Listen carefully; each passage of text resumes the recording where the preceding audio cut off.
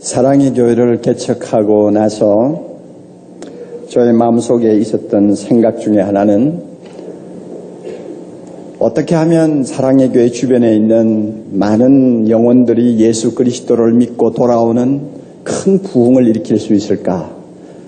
사랑의 교회 때문에 예수 믿었습니다. 사랑의 교회 때문에 구원받았습니다 하고 하나님 앞에서 두 손 들고 환호하고 자랑하는 사람들이 어떻게 하면 좀 더 많을 수 있을까?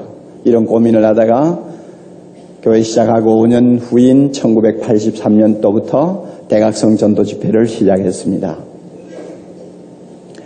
지난 19년 동안 대각성 전도 집회를 하면서 우리 모두의 손을 잡고 초청받아서 이 자리에 와서 복음을 들은 태신자들은 4만 명이 조금 더 됩니다. 그리고 그 가운데서 17,000명 정도가 복음 듣고 예수 믿겠다고 일어서고 카드 써내고 그렇게 해서 하나님의 품으로 돌아오는 아름답고 귀한 일들을 우리가 지켜보았습니다. 10명 중에 4명이 복음 듣고 예수 믿었다는 이야기죠. 만일 사랑의 교회가 복음 전하는 일에 무관심하다든지 예수 믿는 우리들끼리의 어떤 교회를 꿈꾼다고 한다면 이미 그 교회는 존재 가치를 잃어버렸다고 밖에 말할 수가 없습니다. 예수님은 세상에 오셨을 때 이런 말씀을 한 일이 있어요. 마가복음 1장 38절입니다. 우리가 저 다른 가까운 동네로 가자. 거기서도 전도하리니 내가 이를 위해서 왔노라. 다른 동네에 가서도 복음 전하자. 내가 이것을 하기 위해서 세상에 왔다. 주님이 그렇게 말씀하시고 한평생 복음 전하는 일에 모든 것을 바쳤습니다. 그리고 십자가에서 승리하시고 이 세상을 떠나시면서 사도들과 지상교회를 향하여 마지막으로 하신 말씀, 너희는 온 천하에 다니며 복음을 전하라. 모든 족속으로 제자를 삼으라. 이렇게 명령을 하셨습니다. 그러므로 교회가 크다고 전도에 무관심합니까? 교회가 아닙니다. 믿지 아니하는 영혼이 오늘 당장 하나님의 부름을 받으면 영원한 심판을 면할 수 없는 사람들을 보면서도 그들에게 복음을 전해야 되겠다는 애절한 어떤 연민의 정이 마음에 생기지 않습니까? 우리의 마음은 병든 것입니다. 우리의 심령은 성령이 탄식하는 심령이라고 말할 수 있습니다. 그만큼 복음 전하는 것은 교회의 생명입니다. 미국에 가면 윌로우 크릭 교회라고 하는 유명한 교회가 있습니다. 아마 미국 교회 중에는 가장 세계적으로 알려진 교회 중에 하나라고 말할 수가 있는데 그 교회가 시작된 지는 우리 교회보다 역사가 조금 더 됩니다만은 그저 사이즈로 봐서는 우리 교회 정도의 대형 교회입니다. 그 교회의 특징은 믿지 아니하는 이웃들을 전도해가지고 지금까지 28년 동안 복음을 전해서 오늘의 교회를 이룬 아주 능력 있고 뜨거운 교회요. 박력 있는 교회입니다. 그 교회는 예배실이 한 4,000석 정도 돼요. 그러니까 미국 사람들이 4,000명 앉는다면은 우리나라 사람들로서는 한 4,500 내지 5,000이 앉는 좌석이라고 할 수 있습니다. 저도 그 자리에 가서 예배를 드린 일이 있습니다만은 얼마나 화려하고 멋진지 몰라요. 그래서 참 속으로 부럽다 하는 생각도 한 일이 있습니다. 그런데 미국 목사님들은 한 주에 설교 2번 이상 안 합니다. 그러니까 우리 교회처럼 사람이 많다고 해서 오부 예배는 상상을 안 합니다. 그리고 미국 교인들은 또 고급이 되어가지고 비디오실에서 예배 보는 것은 그것은 꿈도 꾸지 못해요. 그럼 무조건 다 들어와야 돼요. 그러다 보니까 4,000석 되는 예배당이 그저 모자라는 거죠. 고민하다가 얼마 전에 그 교회 하이벨스 목사님은 다시 옆에 있는 땅에다가 7,000석 교회당을 짓기로 결정하고 기공식을 했습니다. 기공식을 하는 자리에 남가주 사랑의 교회 오정현 목사님이 그때 가서 있었습니다. 그 오 목사님이 저보고 그래요. 참 충격받았대요. 무엇이 충격받았느냐? 교회당 크게 짓는 것이 충격이냐? 아니, 그게 충격이 아니라 7,000석의 교회당을 그 옆에 또 지으면서 기공식 때 설교하는 목사님의 설교에 충격받았다는 거예요. 이 교회를 우리가 수천억 불을 들여서 짓는데 이 교회를 지음으로써, 이 시설을 만들므로써 아직도 우리 지역에 예수 믿지 아니하는 수많은 사람들이 여기 와서 예수 믿게 될 것이고 그들이 살아계신 주님을 만나게 될 것입니다. 그것이 얼마나 벅차고 감격스러운 일입니까 하면서 목사님의 눈에 그냥 눈물이 고이더래요. 그 목사님의 그 뜨거운 마음이 충격을 준 거예요. 수천억 불의 그 막대한 돈을 투자해도 한 영혼을 구원할 수만 있다면, 그 지역 사회를 하나님의 나라로 바꿀 수만 있다면, 방황하는 심령들이 살아계신 주님을 만나고 거듭나고 새 삶을 시작하는 능력이 일어날 수만 있다면 그 수천억 불 되는, 수천억 달러 되는 그 돈이 아깝지 않다는 거예요. 그 자세, 이것이 참 귀중한 것입니다. 그만큼 교회는 복음을 전하는 일이 가장 우선됩니다. 우리 교회 이제 대학생 전도 집회 한 달 반 남겨놓고 있습니다. 제가 강단에 좀 오래 서지 아니한 이유 때문에 여러분들의 마음이 좀 풀어져 있는 것 같아요. 그러나 이제 한 달 반 짧은 기간이 아닙니다. 여러분, 우리가 주님 앞에 구원받았다는 것을 확신하는 이상 아직도 구원이 필요한 우리 이웃들에게 우리는 빚진 심정을 가지고 복음을 전해야 합니다.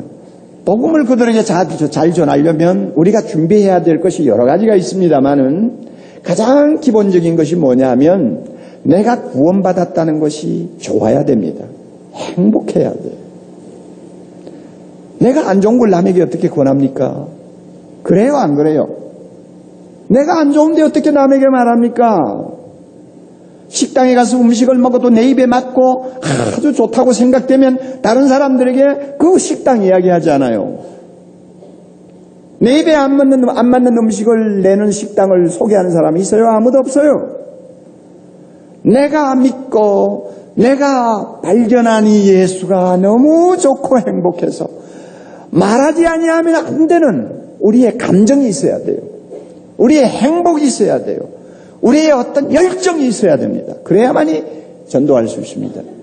오늘 우리는 이 문제를 좀 함께 생각하면서 나누었으면 좋겠어요.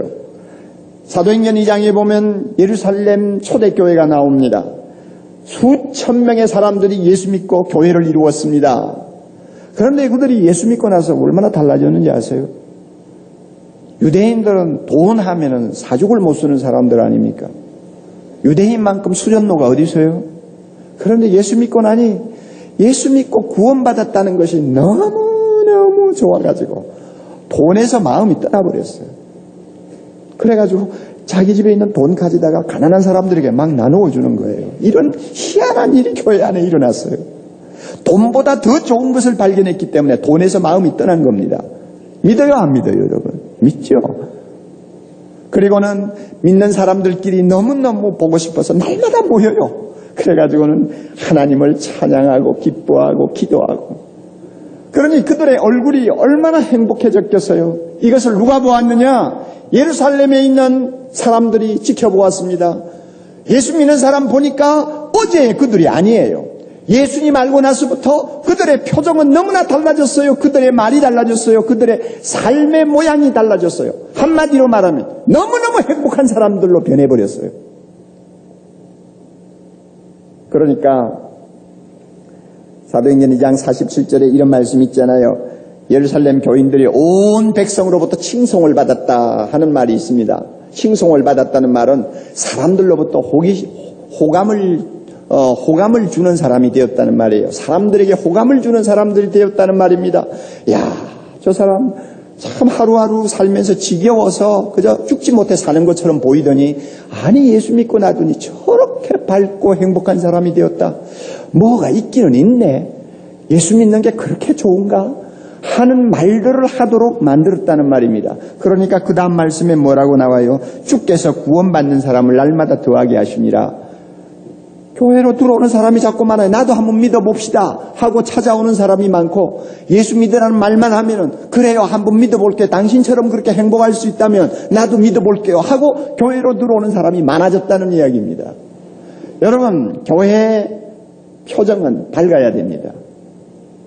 교회 드나드는 사람들은 행복해야 돼요. 좀 가난해도요. 좀 성공하지 못한 구석이 있어도요. 또 어떤 면에는 몸에 아픈 데를 짊어지고 고생을 해도요. 예수 믿는 사람은 그 얼굴이 세상 사람보다 밝아야 됩니다. 행복해야 됩니다.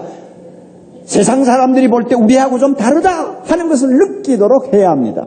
사랑의 교회 예배 드리고 나가는 모든 성도들의 표정이 마치 천국에 들어왔다 나가는 것처럼 보여야 합니다. 그래야만이 저 한 길 건너 있는 술집에 있는 사람들이 보고 술 먹고 기분 좋아하는 우리보다 더 행복해 보이네. 아마 이 정도로 나와야 돼요. 그래야만이 우리를 통해서 복음이 전해질 수 있어요. 우리 말을 그들이 귀담아 들을 수 있을 것입니다.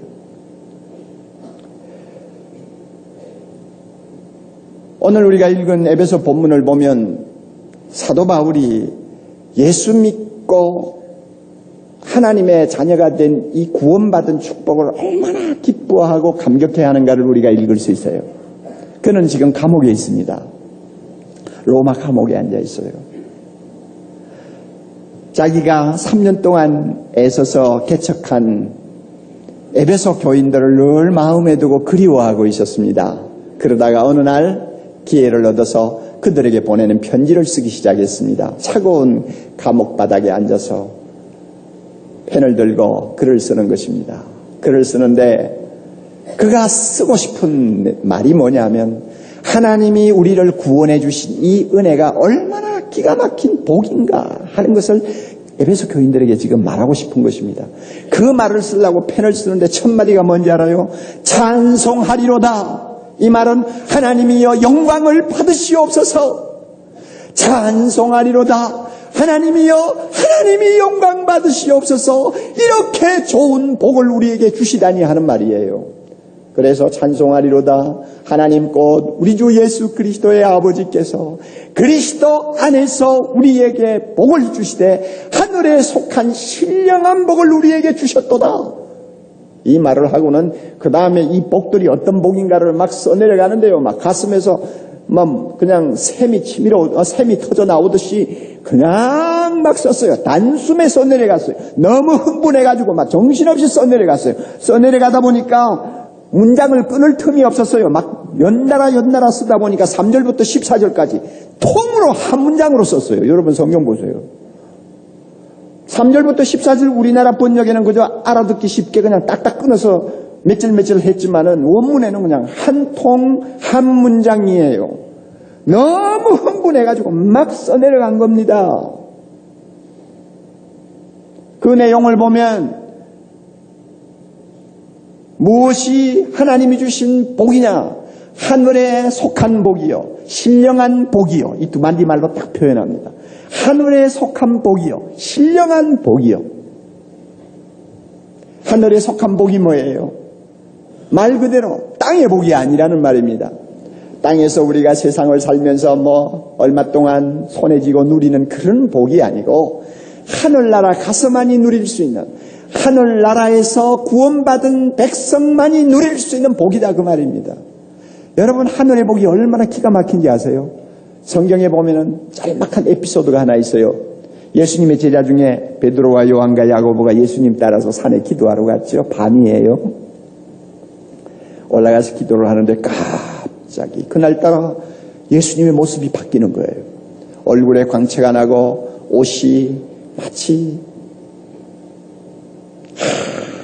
하얀 옷을 입은 천사처럼 바뀌었어요. 그리고 보니까 하늘나라에 있어야 될 모세와 엘리야가 그 자리에 내려와서 예수님과 함께 대화하는 장면이 벌어졌습니다.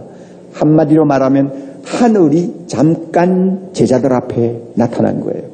하늘의 문이 잠깐 열린 거예요. 제자들은 잠깐 보았어요. 잠깐. 하늘의 그 황홀한 장면을 잠깐 보았어요. 보자마자 자기도 모르게 튀어나오는 말이 있었어요. 주님, 여기가 좋습니다. 여기가 좋습니다. 내려가지 맙시다. 오두막을 짓고 살아도 좋습니다. 여기가 좋습니다. 이게 하늘나라에서 누리는 복의 행복이에요.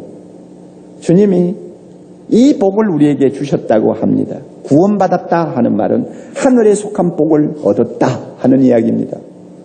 신령한 복은 뭡니까? 이것은 말 그대로 육적인 복이 아니라는 말입니다. 고린도전서 15장 44절 육의 몸으로 심고 신령한 몸으로 다시 사나니 육의 몸이 있은즉 또한 신령한 몸이 있느니라. 신령한 몸 하면 육의 몸을 우리는 연상합니다. 그러니까 하나님이 주신 복이 신령한 복이다 하는 말은 육신으로 누리는 그런 복들이 아니에요. 건강장수, 쾌락, 성공, 이 세상에서 누리는 명성, 그런 거 아니에요. 그런 거 아니고 새 몸을 입고 누릴 수 있는 영원히 즐길 수 있는 복을 하나님이 주셨다는 것입니다. 이렇게 하늘에 속한 신령한 복을 바울은 좀 더 세밀하게 나누어서 우리가 읽지 아니한 본문 가운데서 세 가지로 이야기합니다. 하나는 하나님의 아들이 되는 신분이고, 하나는 죄 사함 받는 축복이고, 또 하나는 하나님 나라에서 영원토록 누릴 기업의 영광이라고 설명합니다.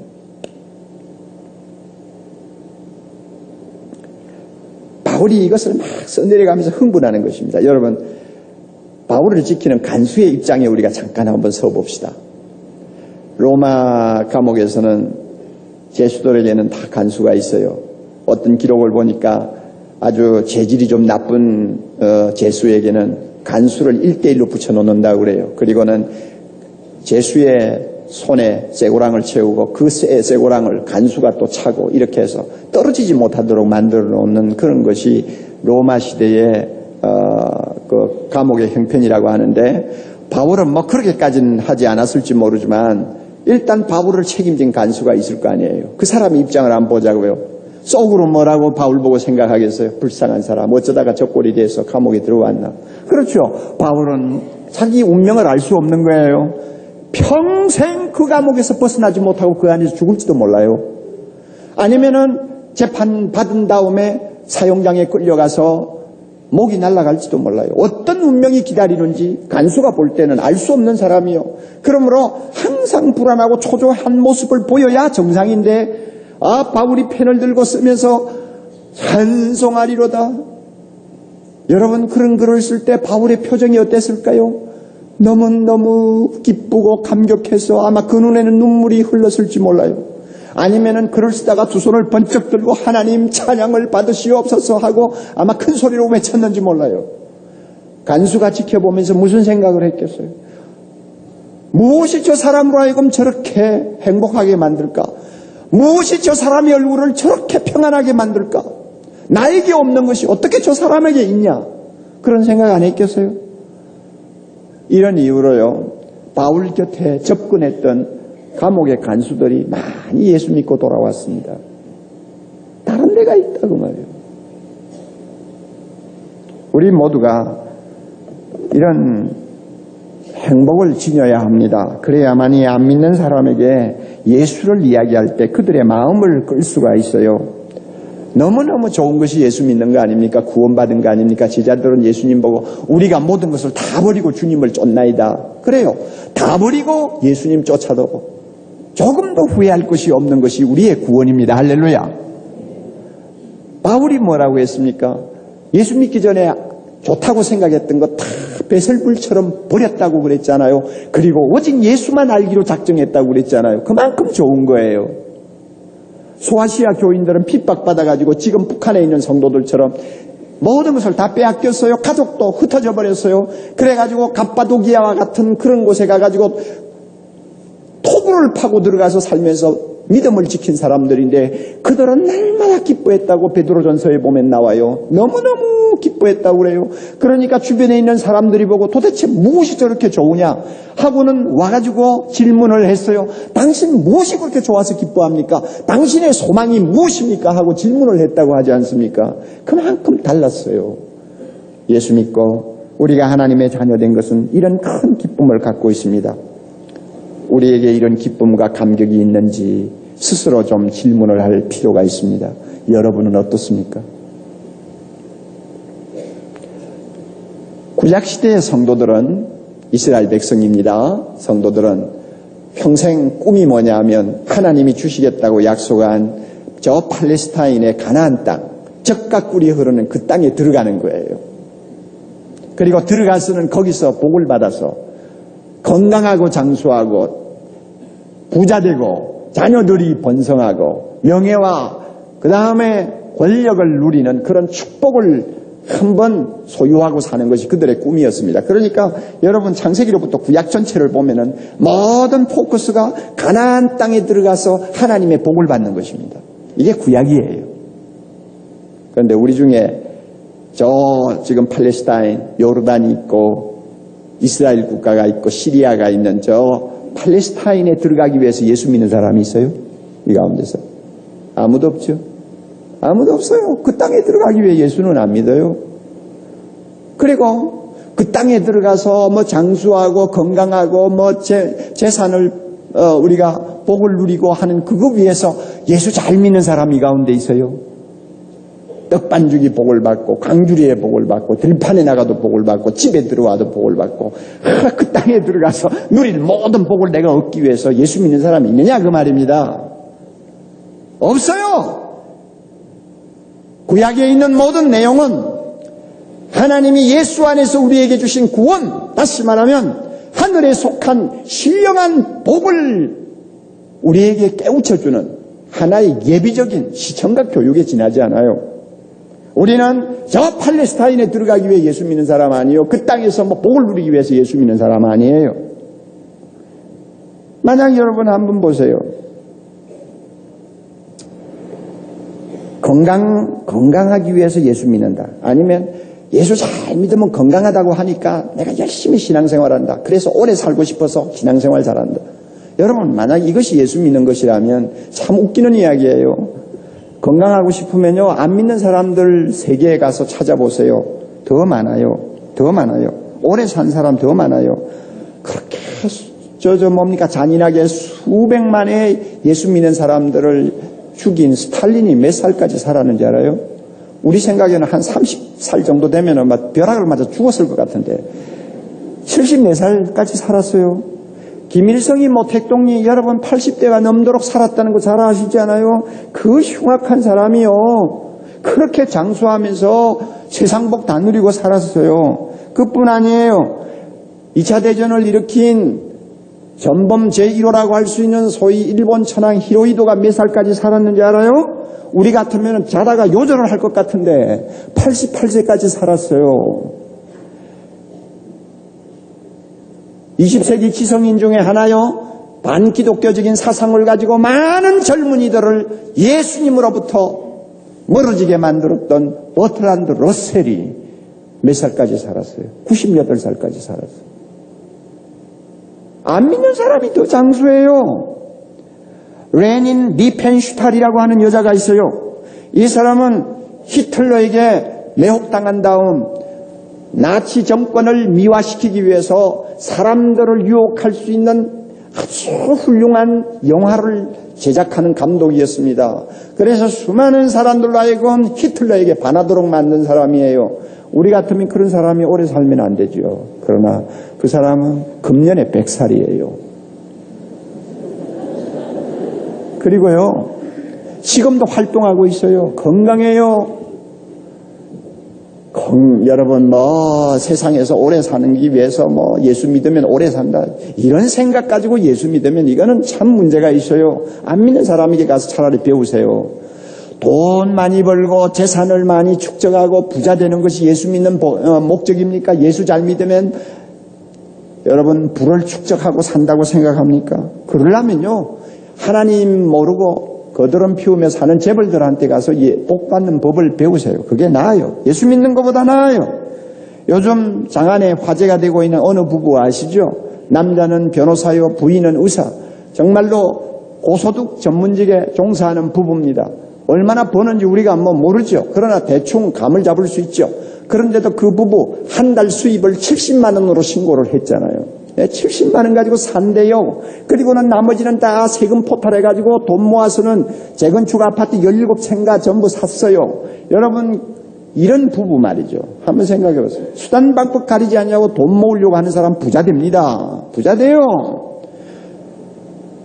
그래서 재건축 아파트 사가지고 나중에는 돈 없는 서민들 그저 전세 얻으려고 하는 사람들 한 푼이라도 더 올려서 착취하고 월세를 가지고 착취하고 이래서 자기 호주머니를 계속 채우려고 하는 거 아니에요. 개처럼 벌고 개처럼 살다가 개처럼 죽을 사람이죠. 자기가 그만큼 머리가 똑똑했으면 똑똑한 이유는 다른 사람이 그만큼 멍청했기 때문에 똑똑한 거 아니에요. 그러니까 자기가 빚진 줄 알아야지. 나라를 생각하는 책임이 있어야 되고 이웃을 배려하는 그러한 양심이 있어야 되고 자손들의 장래를 생각할 수 있는 책임이 있어야 될 사람들이 그따위 짓을 하면서 돈을 모은다 그 말이에요. 돈 모으려면 그런 사람에게 배우면 돼요. 예수 안 믿어도 돼요.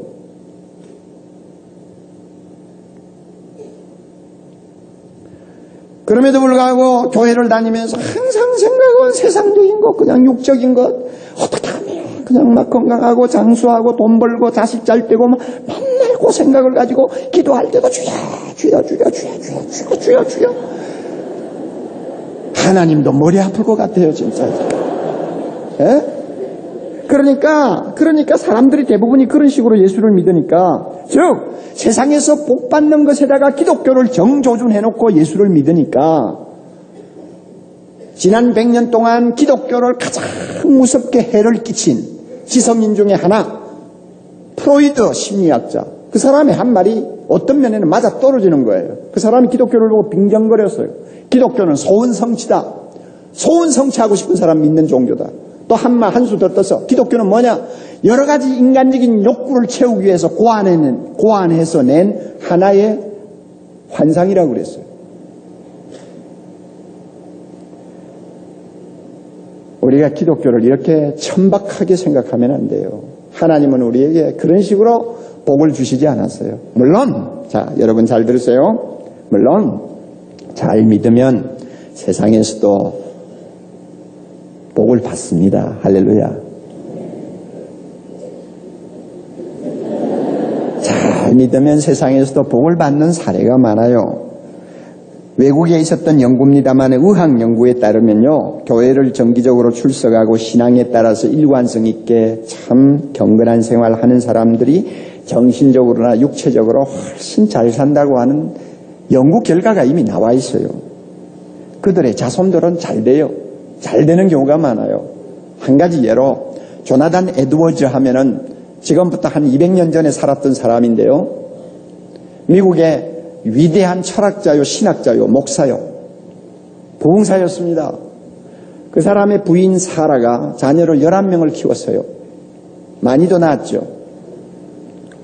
그래가지고 자손들이 번창하기 시작했는데 한 100년 지난 1900년도에 조나단 에드워즈의 자손들을 이 학자들이 한번 분석을 했나 봐요. 했더니 기가 막힌 결과가 나왔어요. 그 자녀손들 1400명 중에서 대학 총장이 13명, 교수가 65명, 변호사가 100명, 판사가 30명, 의사가 66명, 부통령, 지사 등 고급 공무원이 80명, 그렇게 해서 1400명 중에서 30% 이상 되는 사람들이 사회와 국가의 지도자적인 역할을 하는 후손들이었습니다. 예수 잘 믿는 경건한 가정의 자녀손들 잘 됩니다. 믿습니까? 믿어요? 안 믿어요? 지금 좀 안 되는 것 같아도요, 반드시 하나님이 은혜 줍니다. 이건 뭐 저도 믿어요. 그리고 예수 잘 믿으면 건강의 축복도 받습니다. 믿음 좋은 사람 치고 알코올 중독자 봤습니까? 믿음 생활 잘하는 사람 치고 날마다 담배 입에 물고 있는 꽁초 봤습니까? 꽁초가 아니에요. 담배 꼴초 봤습니까? 없지요, 없어요. 믿음 좋은 사람 치고 마약에 손대는 사람 봤어요? 없어요. 믿음 좋은 사람 치고 여자들 꽁무니 따라다니면서 인생 허비하는 사람 봤어요? 없어요. 그러니까 건강이 좋은 거예요. 건강이 좋을 수밖에 없죠. 그러니까 연구해 보면 동맥경화증으로 죽을 사람이 안 믿는 사람 10명 죽을 때 예수 믿는 사람은 6명 정도 죽는데요. 그만큼 우리가 건강하다는 거예요. 폐기종으로 죽을 수 있는 확률이 안 믿는 사람 10명 죽을 때 우리는 한 5명 죽는데요. 간경화로 죽을 수 있는 확률이 안 믿는 사람 10명 죽는다면 우리는 2사람 내지 3사람 죽는데요. 그만큼 우리가 예수 믿어 건강한 거예요. 하나님의 축복을 받는 것입니다. 그리고요, 결혼 생활도 훨씬 더 행복합니다. 예수 잘 믿으면요, 어떤 여론조사에 보니까요, 당신이 만약에 세상에 다시 태어난다면 지금 살고 있는 남편하고 또 결혼하겠느냐 물었어요. 지겹지요, 지겹.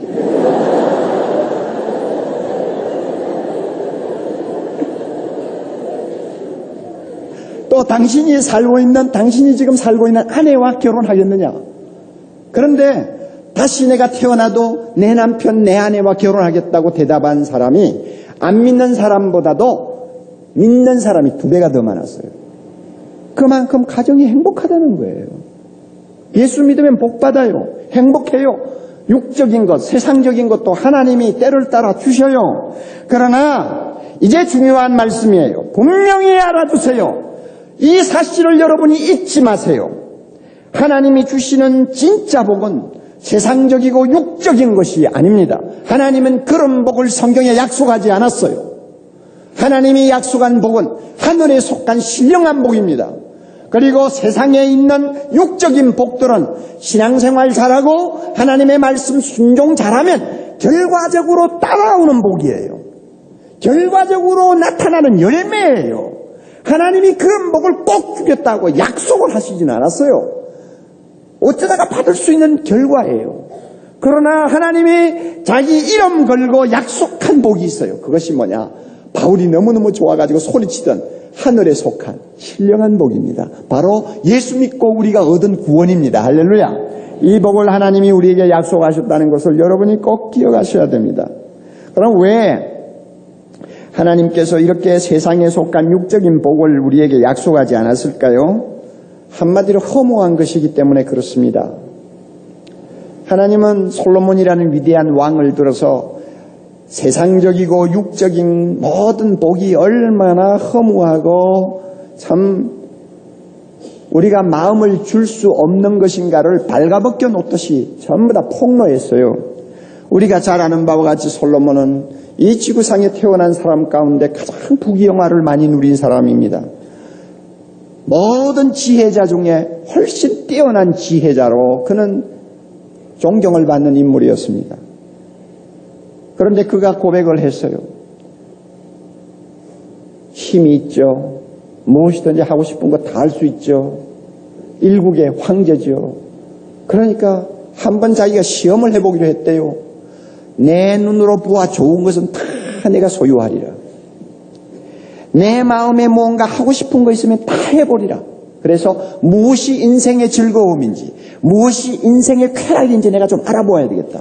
그래가지고는 자기가 마음에 원하는 것은 다 했어요. 심지어 아내도 300명, 그 다음에 후궁까지 합하면 1000명의 미녀들을 거느렸어요. 하룻밤에 몇 명씩 데리고 잤는지는 모르지만 하여튼 참 기가 막힌 인간 살았어요. 안 해본 거 없는 거예요. 다 해봤어요. 그러나 그가 한 고백이 이것입니다. 전도서 2장 11절 중요한 말이 있습니다. 그 후에 본적 다 해놓고 다 맛을 보고 모든 것을 다 손에 쥔 다음에 본적 그 말입니다. 본적 다 본적 내 손으로 한 모든 일과 수고한 모든 수고가 다 헛되어 바람을 잡는 것이며 해 아래서 무익한 것이로다. 바람 잡는 것이었대요. 여러분 바람 한번 잡아봤어요? 한번 잡아볼래요? 잡았어요? 없어요? 잡았어요? 잡는 순간 빠져나가요. 한번 잡아봐요. 자, 잡아봐요. 한번 잡아봐요. 바람 한번 잡아보세요. 태풍 불어올 때 한번 나가서 두 팔 들고 한번 잡아보세요. 여러분 손에 뭐가 잡히나? 순간적인 쾌락, 그 명성, 그 부여, 그 모든 눈에 보이는 아름다운 것들 다 지나고 보니 바람 잡는 거라. 솔로몬이 상당히 지혜로운 것 같았는데 사실은 좀 어리석은 사람이요. 경험을 하기 전에 미리 알아야 되는데 다 해놓고 나서 알았다고 그럽니다. 이게 사실은 인간이에요. 다 해보고 나서 알아요. 헛되다는 걸요. 그래서 참 우리 주변을 보면 인생이 또 육적이고 세상적인 모든 복들이 얼마나 허무하고 무가치한 것인가를 깨닫는 것이 너무너무 어렵다는 것을 많이 봅니다. 10대와 20대 때는 마치 영원히 살 것처럼 우리는 행동하면서 인생을 살지 않아요? 그리고 30대, 40대 되면은 경력을 쌓고 성공이라는 저 목표를 향해서 달려가기에 급급해가지고 인생의 의미조차 생각해 볼 틈이 없이 살다가 보내지 않아요? 50대가 되면 좀 생각을 할 만한데도 50대가 되었는데도 굽이쳐 흘러가는 세월의 그 급류 소리를 듣지 못하고 50대도 넘겨버릴 때가 많아요. 그러다가 이제 60이 넘어갑니다. 머리에 흰 서리가 앉고 얼굴에 주름이 패이고 뱃살이 두터워지고 숨이 가파지고 자기도 모르게 내가 젊었을 때는 말이야 하는 말이 자꾸 튀어나오는 그 때가 되면 비로소 인생이라는 거 별거 아니구나. 비로소 좀 깨닫는단 말이야. 솔로몬처럼. 그 후에야 깨달아. 이게 인간이에요. 그러니까 이런 늦게 깨달았든 빨리 깨달았든 인생의 진면모 세상에 있는 육적인 곳의 그 실체를 우리가 보기 시작하면은 허무함이 그냥 가슴을 쓸어가는 거예요. 그래서 머리 똑똑하고 좀 감성이 예민한 사람들은 못 견뎌서 극단적인 행동을 취합니다. 어네스트 헤밍웨이가 아주 대표적인 사람이라고 할 수 있어요. 그는 노벨 문학상을 받은 성공적인 인물이었습니다. 부귀영화 모든 것 다 손에 쥐지 아니한 것이 없었어요. 모든 것을 다 손에 쥐고 다 누려본 사람입니다. 그러나 1961년 7월 2일 주일 아침입니다. 아이다호에 있는 자기 자택에서 로비에 앉아서 그는 고민했습니다. 그가 좋아하는 말, 무로부터 무에 이르는 짧은 날의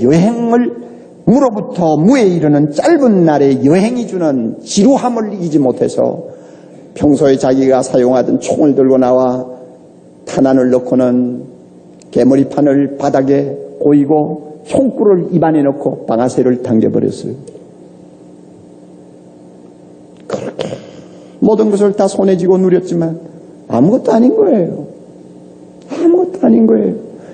그러니까 그 사람은 그런 식으로 끝을 내지 아니하면 지루해서 못 견디겠다는 거예요. 이런 것을 하나님이 왜 우리에게 줍니까? 왜 하나님이 이런 복을 우리에게 약속하겠어요? 이런 복 때문에 우리가 예수 믿는다면 얼마나 우리가 멍청한 사람이에요? 저는요, 성경을 읽다가 또 기도로 묵상하다가 또 조용히 참 사는 사람들의 모습을 지켜보다가 하나님이 예수 그리스도를 통해서 하늘에 속한 복, 신령한 복, 이 구원을 나에게 값없이 주셨다는 사실 생각하면 나도 모르게 소리가 터져 나올 때가 있어요. 나도 모르게 너무너무 감격스러운 거예요. 저처럼 나이가 좀 든 입장에서 내 앞에 지금 하늘에 속한 복이 기다리고 있다, 신령한 복이 기다리고 있다는 생각만 하면은 가슴이 벅차오르는 거예요. 이 복을 주신 하나님이 너무너무 감사한 거예요. 그래서 바울처럼 나도 모르게 찬송하리로다. 하나님이여 영광을 받으시옵소서. 이와 같은 감격이 내 안에서 치밀어 올라요.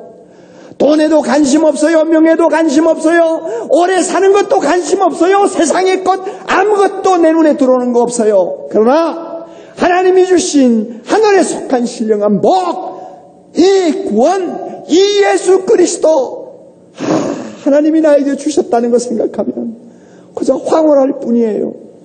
우리가 이와 같은 감격을 내 가슴 속에 품고 살아야 내 얼굴이 달라지고 세상 사람보다 행복한 자가 되는 거예요.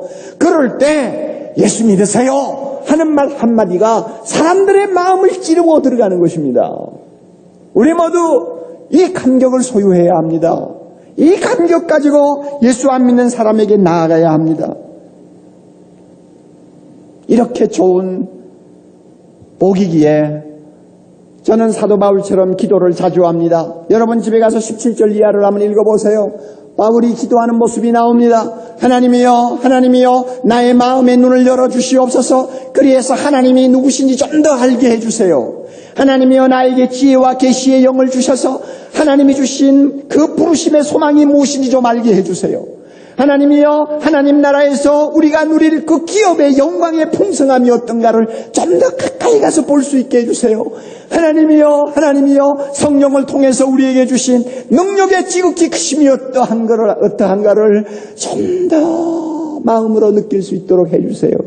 바울이 그렇게 기도하고 있잖아요. 저도 자주자주 그 기도합니다. 더 알고 싶은 거예요. 이 좋은 복 주신 하나님을 더 알고 싶은 거예요. 더 가까이 가서 그 복을 들여다보고 싶은 거예요.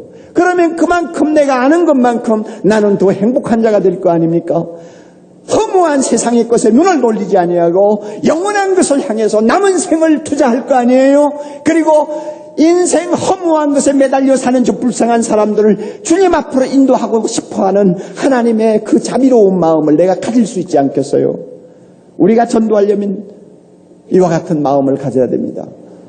누구보다도 행복하다는 생각을 할 수 있을 만큼 예수 그리스도가 주신 은혜를 내 마음에 간직해야 됩니다. 채워야 됩니다. 이런 복을 우리 모두에게 하나님이 주시기를 바랍니다. 우리 모두에게 주시기를 바랍니다. 이미 우리는 하늘에 속한 신령한 복을 다 갖고 있어요. 소유하고 있어요. 예수 믿기 때문에 이미 우리 것이 되었어요. 그럼에도 불구하고 우리는 그것이 얼마나 좋은가를 알지 못하고 세상을 살고 있잖아요. 오늘 이 자리에 오신 모든 여러분들, 우리 다시 행복해질 수 있습니다. 세상에 어떤 사람보다 행복해질 수 있습니다. 그들에게 당당하게 나아가서 예수 믿으세요 하고 말할 수 있는 우리의 내면의 능력이 있습니다. 이 능력 회복하는 아름다운 이번 주간이 될 수 있기를 바랍니다. 다 같이 기도하십시다.